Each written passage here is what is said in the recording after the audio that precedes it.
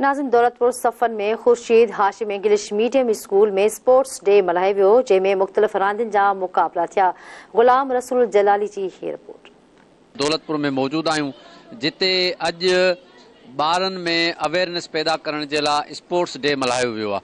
अचो त स्कूल इंतिज़ामिया सां ॻाल्हायूं था त उन्हनि जो छा चवणु आहे त इहा कन ॿुधो इहा कनस्ताईं मां हिते Khurshid Hashim English medium school में एज़ अ एडमिनिस्ट्रेटिव ऑफिसर आहियां।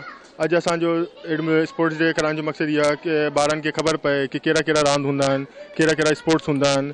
ऐं जीअं अॼु तव्हां ॾिसी रहिया हुआ कि पेरेंट्स बि अची विया आहिनि, पेरेंट्स सभु मुतमइन लॻा पिया आहिनि। हिन स्टाफ मां स्कूल जे मैनेजमेंट मां असां मुतमइन आहियूं। ऐं जेको अॼु हिते दौलतपुर में खुर्शीद हाशिम में स्पोर्ट्स जो प्रोग्राम जेको थियो उहो ॾाढो बहितरीनु प्रोग्राम थियो।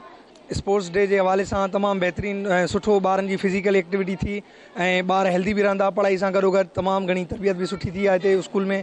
वालिदैन मुतमइन आहिनि, न्यू स्कूल आहे। आसिफ अली सां गॾु गुलाम रसूल रिंद, धरती टीवी न्यूज़, दौलतपुर।